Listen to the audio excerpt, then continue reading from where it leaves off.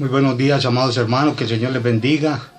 Sean ustedes muy bienvenidos a la Iglesia Bautista Cristo Vive de Copacabana y sean también bienvenidos a este nuevo espacio de su programa Escuela Bíblica Dominical.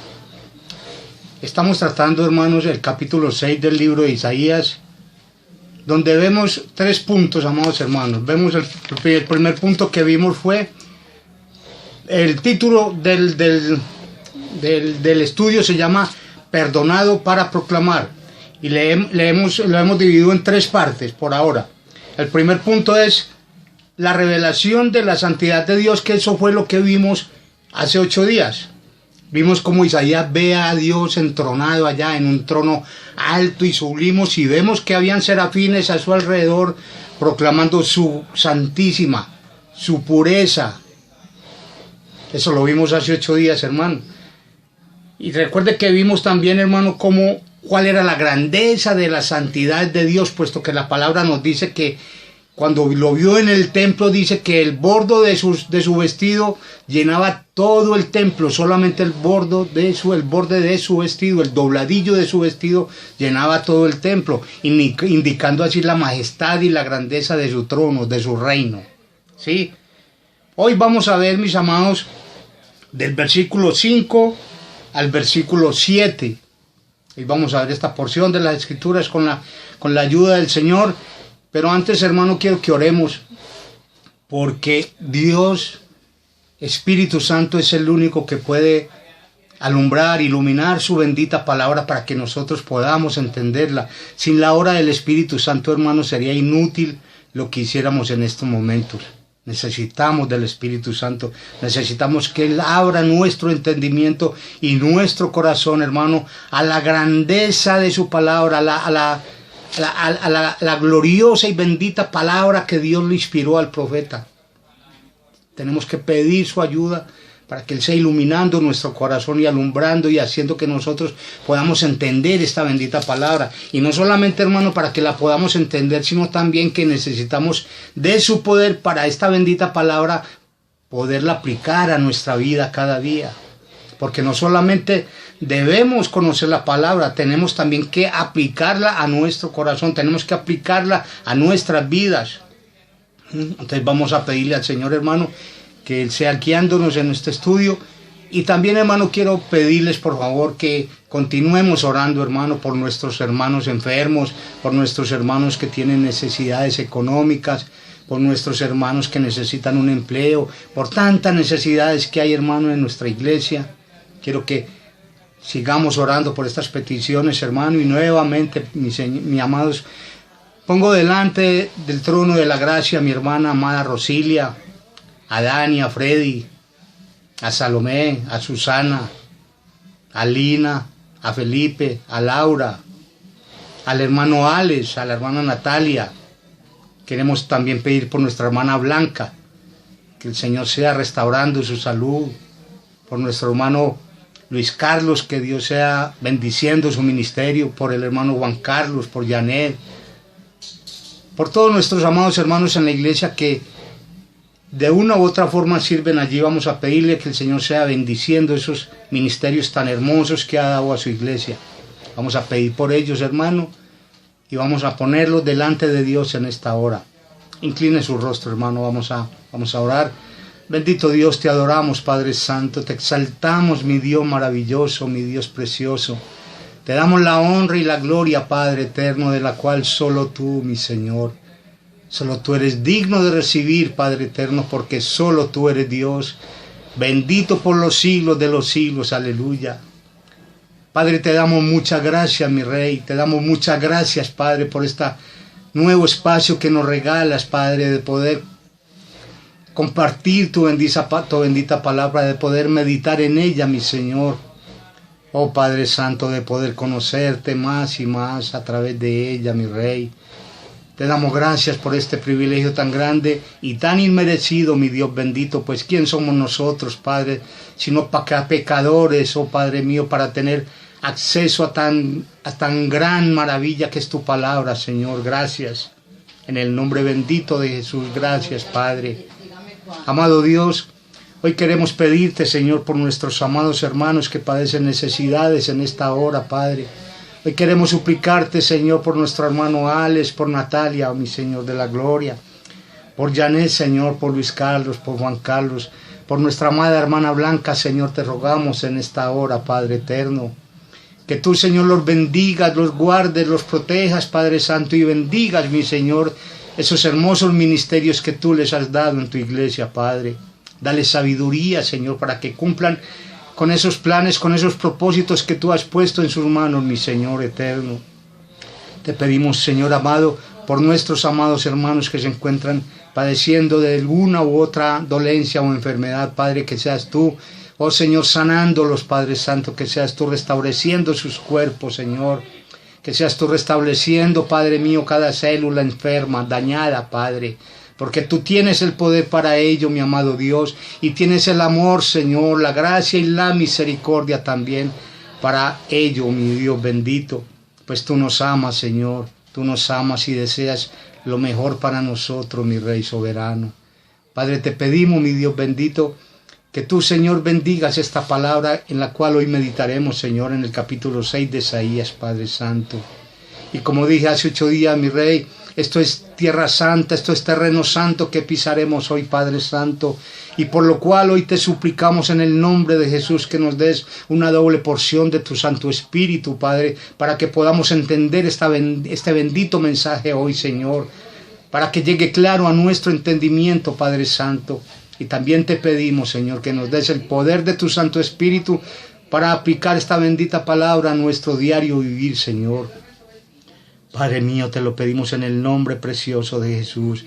Te pido que mires a mi hermana Rosilia, Padre Santo, que mires a Dani, a Freddy, mi Señor de la gloria, que mires, Padre Santo, a Salomé, a Susana, Padre mío, a Elvita, a Felipe, Señor, a Lina, oh mi Dios bendito, a Laurita. Señor, ten misericordia de ellos, Padre Santo, que tu Santo Espíritu les fortalezca, Señor, y que tu Santo Espíritu les muestres en este mismo instante, Señor, tu amor y tu bondad hacia ellos, Padre. Mi amado Dios, te pido por favor que tu Santo Espíritu tome el control de todo mi ser en esta hora, Padre Santo. Que tu Santo Espíritu me guíe, Señor, y supla mi flaqueza, Señor, mi debilidad en esta hora. En el nombre poderoso de nuestro bendito Señor y Salvador Jesucristo, te lo suplicamos y te damos gracias, Padre eterno. Amén y amén. Bien, mis amados hermanos, vamos a leer entonces del versículo 5. Vamos a estudiar hasta el versículo 7 y vamos a ver si logramos llegar hasta el 8. Pero por ahora, hermano, vamos a leer en la bendita palabra del Señor el versículo 5. Entonces dije, ay de mí que soy muerto, porque siendo hombre inmundo de labios y habitando en medio de pueblo que tiene labios inmundos, han visto mis ojos al Rey Jehová de los ejércitos. Aquí vemos, hermano, una exclamación que sale de lo más profundo del corazón de Isaías. Hermano, es un lamento profundo, es un lamento, es un dolor intenso, hermano, que sale del corazón del profeta Isaías. Ahora, ¿por qué? ¿Por qué este lamento por qué esta angustia que invade el corazón del profeta Isaías, hermano, al ver al Santo de Israel? Es un grito de lamentación que brota desde lo más profundo del corazón, hermano, al contemplar la pureza y al contemplar su pecaminosidad. El profeta Isaías, antes de tener esta visión, hermano, antes de tener esta contemplación gloriosa del Todopoderoso en su trono, y 3 veces santo, hermano, máximo, con esa santidad tan grande, expresada a la máxima altura, hermano, él ve inmediatamente que es impuro, de que es un pecador, de que es un miserable inmundo. Y ante la presencia santa de Dios, hermano, ante la majestad de la santidad de Dios, él siente en toda su grandeza esa inmundicia que hay en él. Hermano, ese pecado que mora en él. Antes él no lo veía, antes él se sentía bien.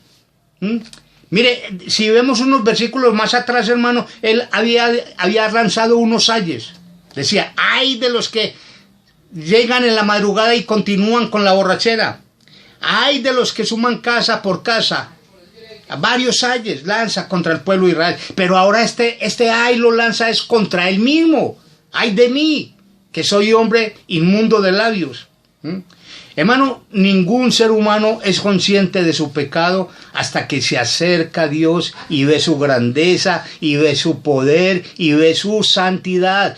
Nadie es consciente de su naturaleza pecaminosa, de su naturaleza caída, hermano, hasta que no está cerca del Santo de Israel. Es imposible, hermano. Cuando nosotros estamos alejados de Dios, nos consideramos por lo general como seres buenos, como seres que hacen buenas obras, como seres que no merecen el infierno, como seres que son aprobados por Dios. Pero eso es falso, hermano, eso es un sentimiento falso totalmente. No. Solo cuando nos acercamos a ese Dios bendito, a esa figura inmaculada, hermano, sentimos nuestra bajeza, vemos nuestra podredumbre interna. Solo cuando nos acercamos a Dios, alejados de Dios, hermano, no vamos a ver, hermano, la calidad de pecado que hay en nuestras vidas. Nuestra naturaleza caída se hace manifiesta solo ante la presencia del Santo de Israel, aleluya. De ese Dios 3 veces santo, de ese Dios inmaculado, de ese Dios todopoderoso que lo llena todos los cielos y todo el universo. Solo cuando nos acercamos a Él nos damos cuenta, hermano, de que somos inmerecedores de estar ante Él. No puede el hombre ver el rostro de Dios, hermano, y no morir. Es imposible. Cuando el hombre en su naturaleza caída mira o ve a Dios, hermano, queda fulminado completamente por esa santidad que le irradia a Él. Y eso no ha pasado solamente ahora, aquí en este texto de Isaías, hermano. Esto ha pasado siempre. Mire, por ejemplo, vamos a ver en algunos textos, hermano, ¿qué es la sensación? ¿Cuál es el sentimiento que embarga el corazón de un hombre cuando está cerca de Dios? Vamos, por ejemplo, a Jueces 13:22. Jueces 13:22.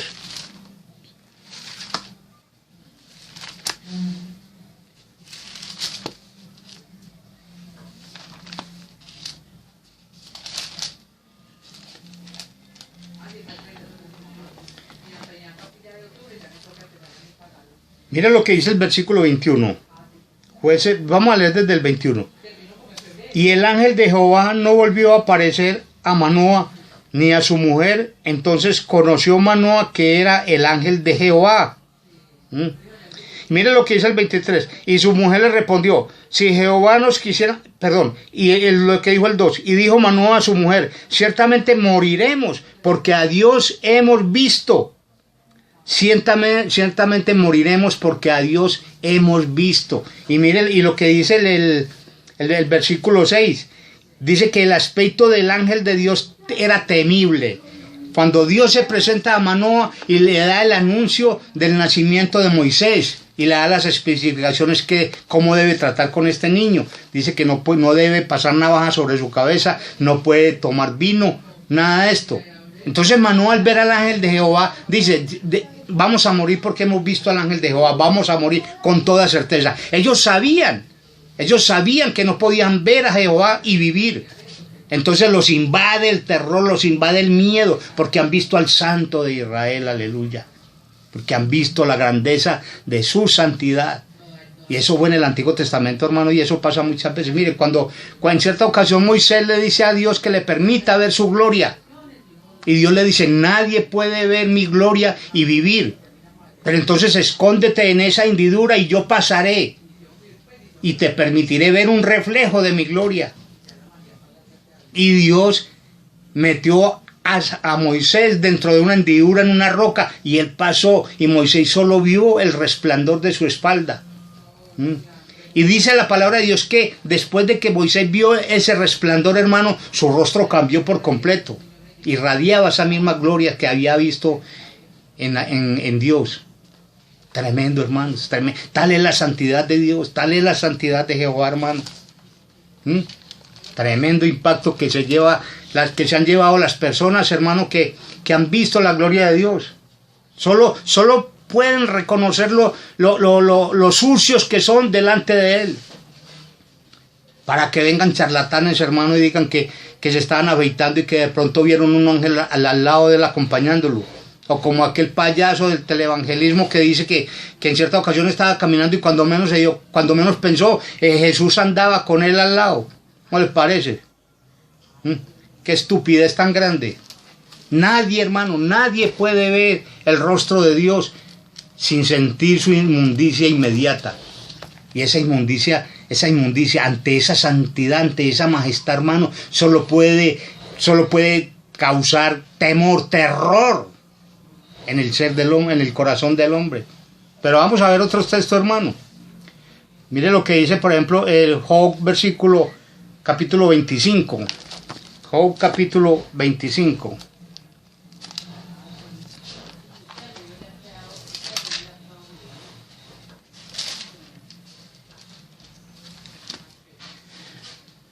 Mire, hermano,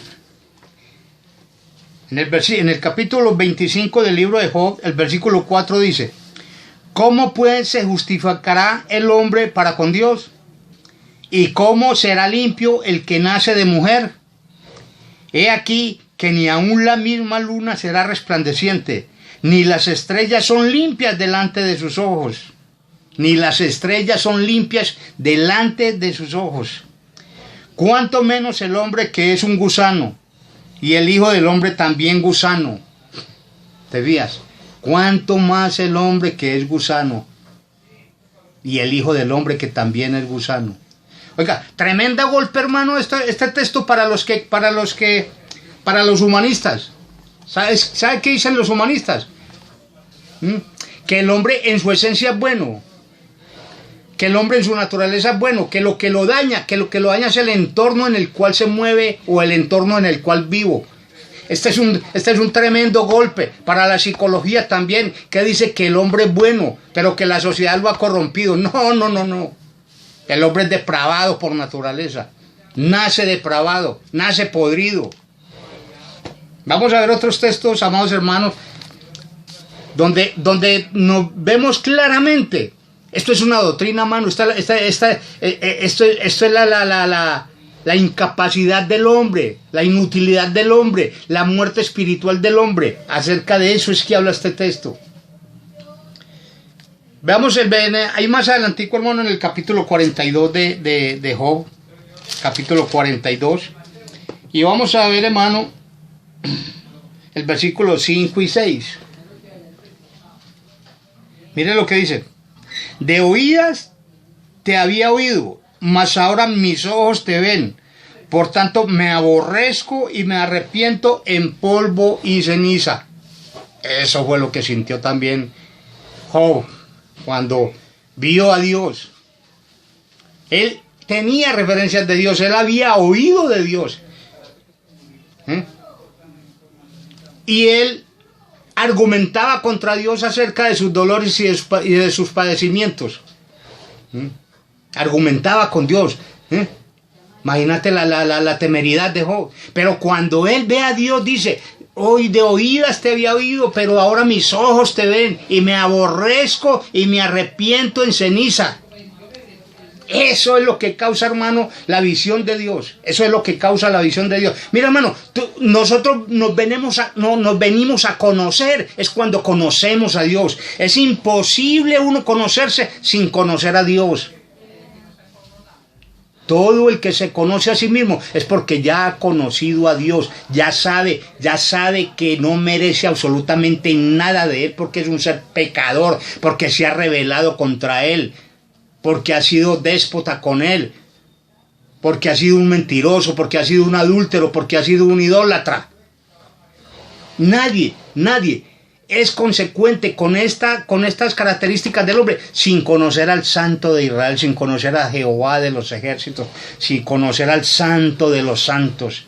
Solo cuando llegamos a Él, cuando Él nos muestra nuestro verdadero estado de pecaminosidad, podemos contemplar su santidad y podemos ser conscientes de nuestra gran necesidad de limpieza que solo en Él podemos tener. Solo cuando conocemos a Dios, hermano. ¿Recuerdas al apóstol Pedro? Después de que nuestro Señor Jesucristo resucita, se acerca a ellos que estaban pescando. Y habían pasado toda la noche pescando. Y nuestro Señor Jesucristo se le acerca y le dice, ¿no han pescado nada? Y no, Señor, le responden. Y yo, tirad las redes en tal lugar. Imagínate. Le estaba diciendo a un pescador que había pasado toda su vida pescando, que conocía todos los recodos de ese lago, que conocía los sitios donde habían peces. Y no había hecho nada. Y ahora llega Jesús, pero claro que en este momento él no sabía que era Jesús. Ahora llega el maestro y le dice a Pedro, Pedro, tira la red allí. ¿Qué pensaría Pedro? Señor, por favor, dame crédito, yo soy un pescador toda mi vida, yo sé a dónde debo tirar las redes y las he tirado y no he podido sacar nada. Pero ¿qué dice Pedro? Pedro, más en tu nombre la echaré, y echó las redes, y dice que eran incapaces de sacar por las cantidades de peces que habían allí en esa red. Tuvieron que llamar a otros de otras barcas para que les ayudaran a sacar estas redes llenas de pescados, de peces. ¿Qué hace Pedro? Lo primero que Pedro hace es reconocer que es Jesús quien le estaba hablando. Y al reconocer que es Jesús quien le estaba hablando, ¿qué dice? Apártate de mí, Señor, porque soy hombre pecador. Eso es lo que le dice Pedro. Eso es lo que alcanza a exclamar desde lo más profundo de su corazón. Señor, apártate de mí porque soy pecador. No soy digno de estar delante de ti. Y esa es la experiencia que todo hombre, hermano, vive cuando tiene ese encuentro con Dios. Ve todo su pecado manifiesto, hermano. Y arrepentido de ver su pecado, porque nadie se arrepiente sin ver su pecado en sí. Todo el que llega a un arrepentimiento es porque se reconoce como pecador. Y cuando se reconoce como pecador, sabe que su único alivio va a estar en Dios, en Jesús.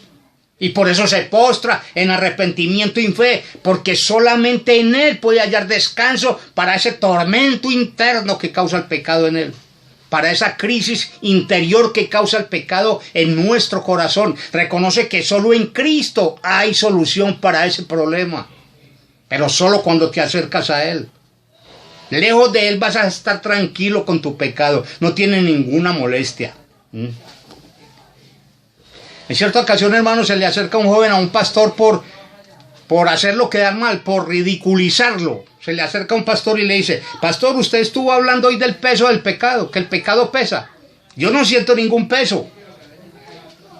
Entonces el pastor medita un momento y luego le dice, joven, si tú pones 2 bultos de cemento sobre un cadáver, ¿qué crees? ¿Que le pesarán mucho? Y el joven contesta, no, pues que le van a pesar, si él está muerto, él no siente ese peso. Digo, exactamente eso le pasa a todo el que está muerto espiritualmente, no siente el peso del pecado. Y es así, mis amados. Solo cuando vivimos al encuentro con ese glorioso Salvador y Dios, reconocemos que no tenemos vida y que esa vida solo podemos encontrarla en Él. ¡Ay de mí! Que soy hombre inmundo de labios, y habitando en un pueblo de labios inmundos, han visto mis ojos al Dios de Israel. Eso es el sentimiento que embarga el corazón de Isaías cuando se da cuenta de su pecado. Se siente miserable, se siente condenado por completo. Pero, gloria a Dios, Isaías no se queda en esa condición. Hermano, nadie que se acerca a Dios con un corazón contrito, con un corazón humillado, sale de Él decepcionado. Siempre encuentra el alivio que necesita en Él. Siempre lo encuentra. Hermano, en ninguna parte de las Sagradas Escrituras, de los 4 evangelios que nos hablan del ministerio, de la obra de nuestro Señor Jesucristo, vimos a alguien que se fuera decepcionado. Jamás. Nunca. Todo el que se llegó a Jesús con un corazón humilde, con un corazón arrepentido, fue perdonado y fue salvo por Jesús. Todo el que se acercó a Jesús contrito y humillado, todo el que se acercó a Jesús de una manera humilde, reconociendo su pecado y reconociendo la necesidad de Él, siempre se alejó de Él justificado, salvo a todos. A todo el que se acercó a Jesús, hermano. Y eso pasó con Elías. Con Isaías. ¿Qué pasa con Isaías? Mire lo que dice la palabra del Señor.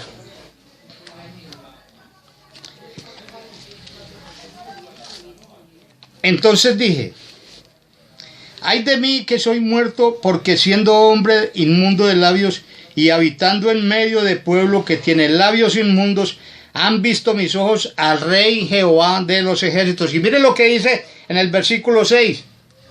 Esta es la obra salvadora de Dios en Isaías. Y voló hacia mí uno de los serafines, teniendo en su mano un carbón encendido tomado del altar con unas tenazas.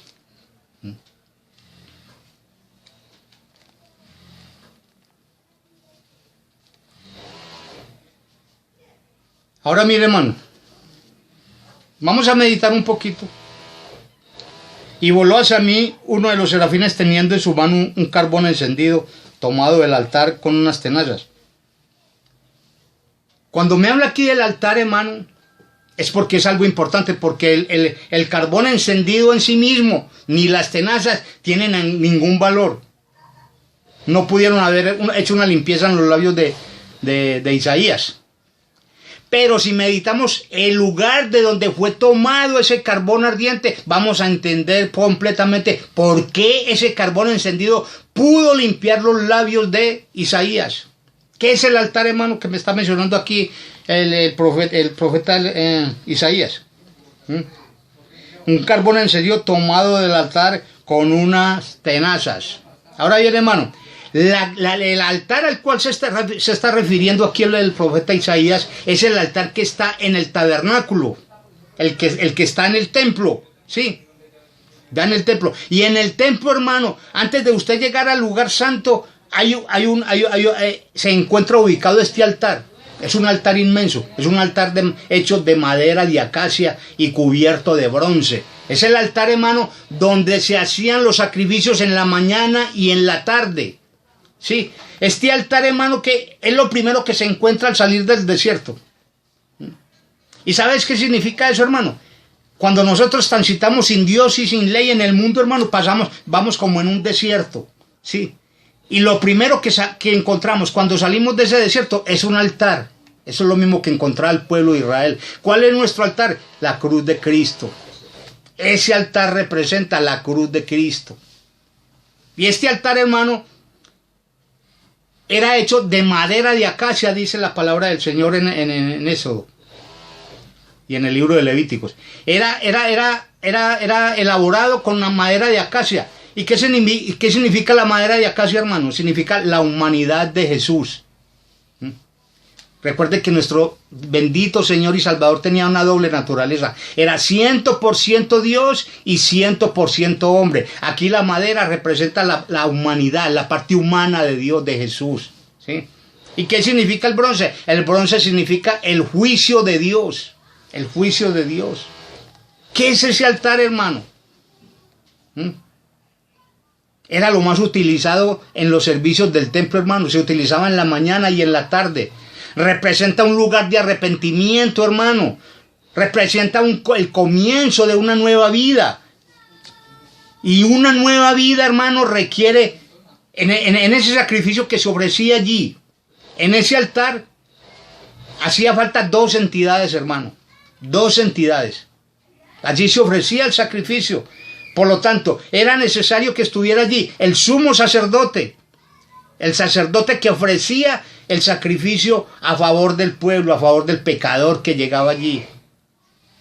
Y necesitaba también el cordero, el sacrificio, el cual era sacrificado allí en el altar. Vamos a ver, hermano, en la Biblia quién es el sacerdote y quién es el sacrificio. En Hebreos 3.1, busquemos en Hebreos 3.1.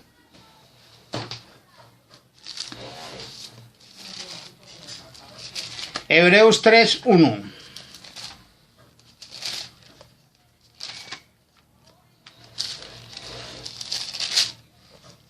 Mire lo que dice.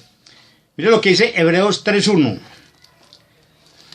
Por tanto, hermanos santos, participantes del llamamiento celestial, considerar al apóstol y sumo sacerdote de nuestra profesión, Cristo Jesús.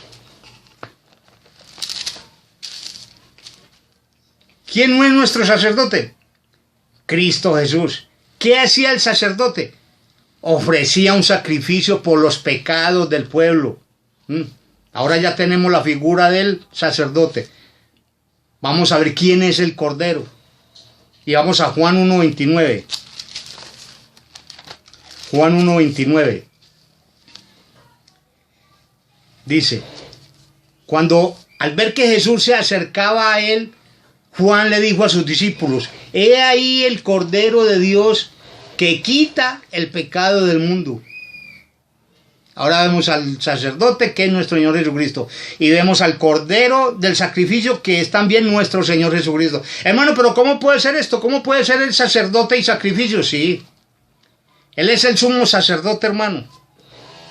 Él se presentó a Dios voluntariamente como sacrificio por nuestros pecados. Por eso Él es el sacrificio. Y Él es el sacerdote porque Dios lo instituyó como sumo sacerdote. Y cuando dice en Hebreos, tú serás sacerdote según la descendencia de Melquisedec. Entonces Dios lo establece como sacerdote. Y Él es nuestro sumo sacerdote en estos momentos. Él no solamente se ofreció como sacrificio en el altar, en la cruz, por nuestros pecados, sino que cuando ascendió a los cielos, se sentó a la diestra del Padre y allí ejerce su sacerdocio aún. Allí ese ministerio Jesús todavía continúa elaborándolo, ejerciéndolo. Él es nuestro sumo sacerdote. ¿Qué quiere decir esto, hermano? Cuando nosotros pecamos, hermano, Él intercede por nosotros ante el Padre. ¿Por qué? Porque Él sintió los mismos deseos, Él sintió las mismas tentaciones que sentimos tú y yo cada día.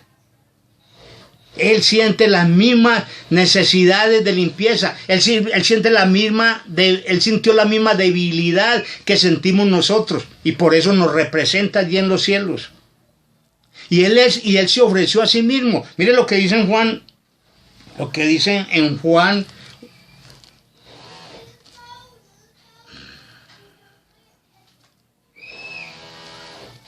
Lo que dice en el libro de San Juan. Mire, dice: yo pongo mi vida para volverla a tomar.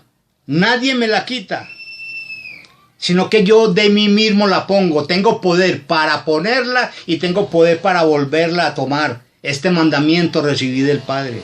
A Él nadie le quitó la vida. ¿Qué fueron los judíos? ¿Qué fueron los romanos? No, esos fueron los instrumentos que Dios utilizó. Pero Él se ofreció voluntariamente como sacrificio por nuestros pecados. ¿Y en cuál altar fue Él ofrecido en sacrificio? En la cruz del Calvario. Ese es nuestro altar. Ya el altar en el Antiguo Testamento ya no existe.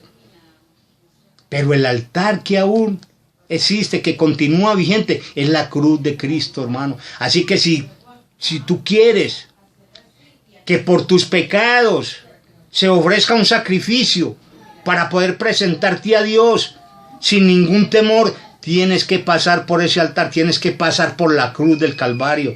Si no es a través de la cruz, hermano, jamás podrás presentarte y ser aceptado por Dios. Solo a través del altar de la cruz puedes llegar y ser aceptado por Dios. Solo a través de ese altar. Solo a través de ese altar. ¿Qué representa el altar también? Representa una intervención divina, hermano. Una intervención divina que establece una relación entre Dios y el hombre pecador. Un mediador.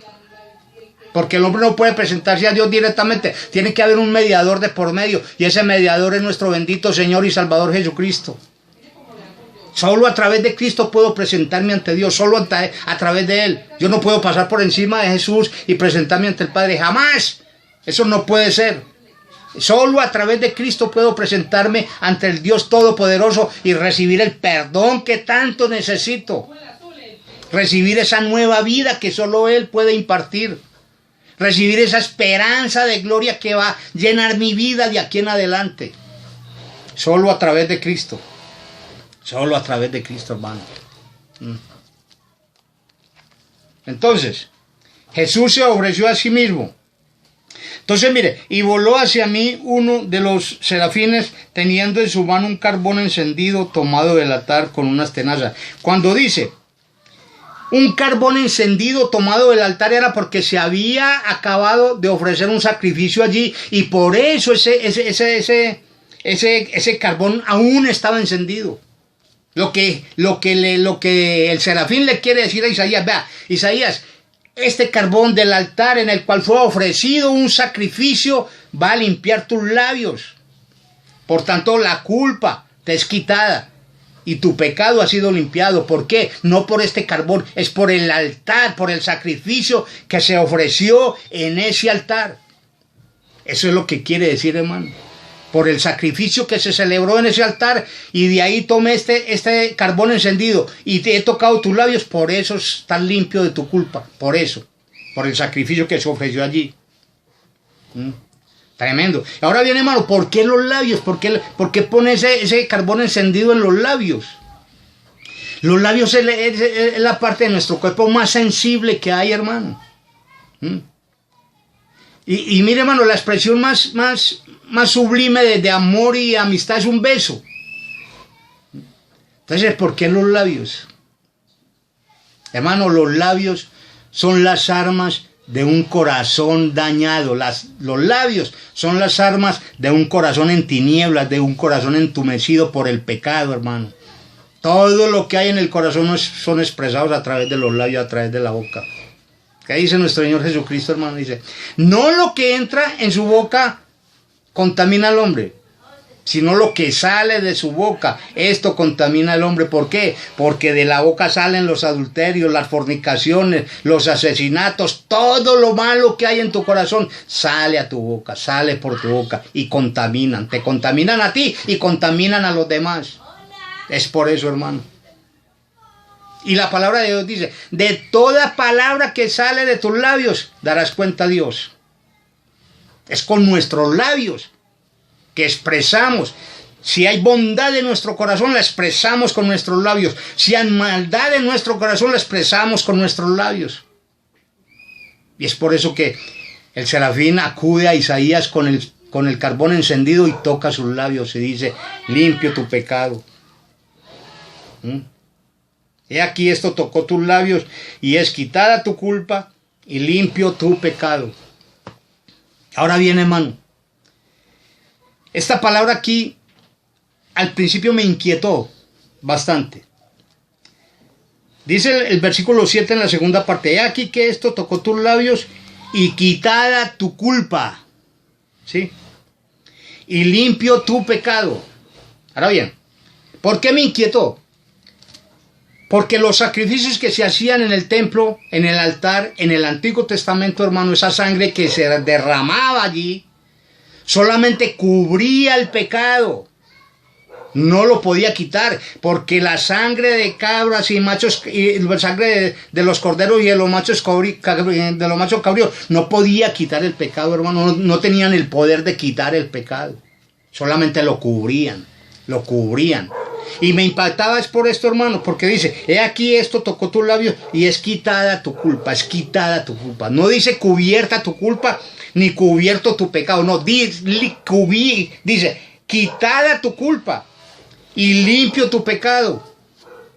¿Y qué le dice Juan el Bautista cuando va a venir a Jesús? He ahí el Cordero de Dios que quita, no cubre, no tapa, quita el pecado del mundo. Entonces, ¿qué me está diciendo este texto precioso, hermano? Que a Isaías le fue aplicado el sacrificio perfecto de nuestro bendito Señor y Salvador Jesucristo, hermano.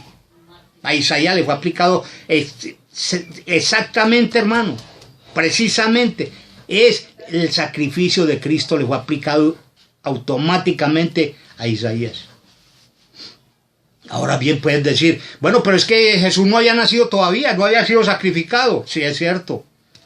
A nosotros se nos aplicó el sacrificio de Cristo y no habíamos nacido todavía. Toda salvación Toda la salvación de los que fueron salvos en el Antiguo y en el Nuevo Testamento, hemos sido salvos solamente por la cruz de Cristo. Hemos sido salvos solamente por el sacrificio ofrecido por nuestro Señor Salvador Jesucristo en la cruz del Calvario. No hay otra forma de salvación, ni en el Antiguo Testamento ni en el Nuevo Testamento. Siempre la salvación es por fe y solamente por fe en la bendita obra de Jesús, que murió en la cruz del Calvario y me regala su justicia. Yo le doy todos mis pecados y Él los acepta, Él los recibe. ¿Sí? Y Él ocupa mi lugar en esa cruz. ¿Y qué recibo a cambio? Gracia. Gracia sobre gracia, hermano. Recibo su justicia perfecta. Esa es la transacción que se hace en la cruz del Calvario, hermano. Mis pecados le son entregados a Él y Él paga el precio por los pecados. Y su justicia, su vida perfecta, su humildad, su obediencia me es dada a mí como si yo la hubiera vivido. Esa es la gloria del Evangelio, mis amados. Esa es la bendita gloria del Evangelio. Y eso fue lo que pasó aquí. Dios le aplicó el sacrificio de nuestro Señor Jesucristo a Isaías y por eso su culpa fue quitado y por eso su pecado fue limpio. Gracia de las gracias, hermano. Maravilla de maravillas es el Evangelio. Gloria al Señor. Bendito su nombre por siempre. Y tocando con él sobre mi boca dijo: he aquí que esto tocó tus labios y es quitada tu culpa y limpio tu pecado. Bien, hermano, ¿ahora qué? Después de que Isaías es limpiado, también me emociona bastante este texto que sigue, hermano. Mire, cuando Isaías ya es limpio, cuando Isaías ya está libre de su pecado, de su culpa, escucha una conversación intertrinitaria. Escucha una conversación entre el Padre, con el Hijo y el Espíritu Santo. ¿No te parece maravilloso eso? Mira lo que dice. Después oí la voz del Señor en el versículo 8. Después oí la voz del Señor que decía. Oyó la voz. Él no lo vio hablando, ni hablando con la Trinidad, pero escuchó la voz de Dios que decía: ¿a quién enviaré y quién irá por nosotros? Mire que Dios se está refiriendo en plural. ¿A quién enviaré y quién irá por nosotros? Está en plural. ¿Sí? Y Oías se escuchó y dijo: heme aquí, y respondí: heme aquí, envíame a mí. Isaías no preguntó quién irá a dónde y por qué. No, él no preguntó. ¿Qué significa esto? Que Isaías inmediatamente que fue limpio, lo único que se le ocurrió a él, servirle al Señor. Y cuando escuchó que necesitaban a alguien para ser enviado, él dijo: heme aquí, envíame a mí. Él no preguntó cómo, ni dónde, ni para nada. Heme aquí, envíame a mí. Hermano, esta es la evidencia de un corazón transformado por el poder bendito de Dios. Esta es la evidencia de un corazón verdaderamente arrepentido. Esta es la evidencia de un corazón que verdaderamente ha nacido de nuevo. Heme aquí, envíame a mí. Nadie que haya sido limpio por la sangre de Jesús puede sellar su boca ante la magnitud, ante la grandeza del Evangelio. Nadie puede cerrar su boca. Yo tengo que compartir esto con alguien, sea como sea. Yo quiero que otros sepan qué fue lo que Cristo hizo en mí. Yo quiero que otros lleguen al conocimiento de Dios. Yo quiero que otros experimenten el perdón que yo experimenté. Yo quiero que otros experimenten la paz que yo experimento. Y ese deseo, hermano, que embarga mi corazón después de ser perdonado por Dios, es lo que me lleva a ser testigo de Cristo, a testificar de Cristo, a hablar de la bondad, del amor, de la gracia inmerecida de Cristo hacia nosotros, hacia un mundo pecador. No nos podemos estar callados, hermano. No nos podemos estar callados. Tenemos que dar a conocer ese nombre bendito que me ha salvado, que me ha transformado, que ha escrito mi vida allá en el libro de la vida. Mi nombre en el libro de la vida, perdón. No puedo, hermano, y eso hizo Isaías. Isaías tuvo el mismo sentir que tuvo el apóstol Pablo. ¿Sí recuerdas cuando el apóstol Pablo cayó del caballo? ¿Sí? Cuando Dios lo derrumbó del caballo. ¿Qué dijo el apóstol Pablo?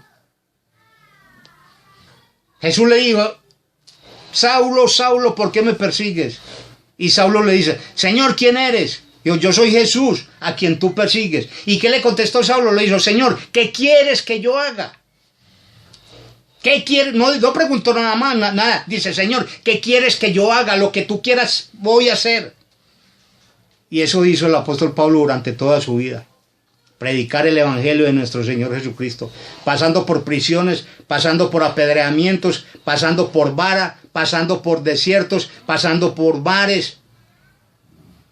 Dedicó toda su vida a comunicar ese glorioso evangelio de nuestro Señor Jesucristo. Y eso fue lo que hizo Isaías. Hermano, ¿qué impulsó a Isaías? Isaías tuvo un ministerio de 50 años, hermano.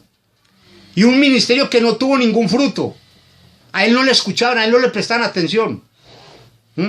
Así, año tras año, año tras año, año tras año, hasta llegar a 50 años de ministerio, hermano, y no tener éxito, no tener ningún resultado en su ministerio. ¿Qué fue lo que le dio el valor a él para continuar a pesar de no ver frutos? ¿Qué fue lo que lo impulsó a él? El que vio la gloria de Dios, el que vio la santidad de Dios y el que se sintió perdonado de su miserable vida, de sus pecados, por ese Dios todopoderoso. Eso fue lo que impulsó el corazón de Isaías. Eso fue lo que le dio fuerzas a Isaías para continuar adelante, a pesar de que no le escucharan. Recuerda que en una ocasión estuvo 3 años andando desnudo y proclamando el evangelio, el perdón y el juicio de Dios. 3 años, desnudo y descalzo, y ni aún así tuvo éxito. Pero él continuaba. Él solo hace la labor que Dios le mandó a hacer, ir y proclamar a este pueblo. Mire lo que le dice. Y dijo: anda y di a este pueblo, oíd bien y no entendáis. Por eso creo todo bruto. Oíd bien y no entendáis. Ved por cierto, mas no comprendáis. Engruesa el corazón de este pueblo y agrava sus oídos y ciega sus ojos, para que no vean con sus ojos, ni oigan con sus oídos, ni su corazón entienda, ni se conviertan y hayan para ellos sanidad. Ese fue el mensaje que Dios le dio a Isaías para que promulgara. Ese fue el mensaje. Hermanos, vamos a dejar hasta aquí. Yo creo que ya terminamos hasta el tercer punto, hermano. Entonces vamos a dejar aquí, hermano, y dentro de 8 días continuaremos. Vamos a ver con qué capítulo vamos a seguir. Entonces primero vimos la revelación de la santidad. Primero el título es perdonado para proclamar. El primer punto que vimos fue la revelación de la santidad de Dios. El segundo punto fue arrepentimiento, confesión y purificación de Isaías. Y el tercer punto fue enviado a predicar, y por eso el título, perdonado para proclamar. Así que, hermano, vamos a dejar hasta aquí. Vamos a darle gracias al Señor por su palabra, por lo que hoy nos ha enseñado, y a pedirle, hermano, a pedirle a Dios que por favor nos dé el valor, que por favor nos dé la sabiduría para compartir el evangelio glorioso de nuestro Señor Jesucristo con aquellas personas que no lo conocen, con aquellas personas que aún no conocen de ese amor, de esa gracia, de esa misericordia y de ese amor total, absoluto, manifestado en la cruz del Calvario a favor de una humanidad pecadora, de una humanidad caída. El santo de los santos muriendo por inmundos pecadores gusanos que somos nosotros. Vamos a orar, hermano. Señor, te damos gracias, Padre Santo, por tu palabra bendita y poderosa, mi Rey. Te damos muchas gracias, mi Rey bendito, por darnos el privilegio de poder meditar en tu palabra, de poder escuchar tu voz, Señor, a través de ella. Te damos muchas gracias, Padre, por instruirnos en ella, mi Señor. Gracias, Padre, en el nombre precioso de Jesús. Mi Señor, te pedimos que nos dé el valor, Padre, y la sabiduría para llegar a otras personas que no conocen tu evangelio, Padre. Para llegar a otras personas que necesitan, Señor mío, ese perdón que tú me has dado a mí, Padre eterno. ese perdón y esa nueva naturaleza que tú me has dado a mí, Señor. Quiero que otros, Padre mío, experimenten esa gloriosa, esa maravillosa vida de perdón y de arrepentimiento, Señor.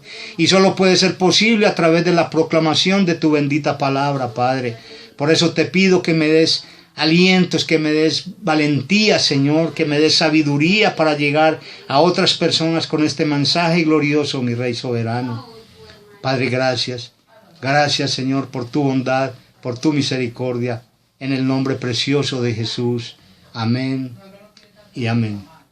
Mis amados, dentro de 8 días nos vemos con un nuevo mensaje de la palabra del Señor, si es su santa y perfecta voluntad. Bendiciones.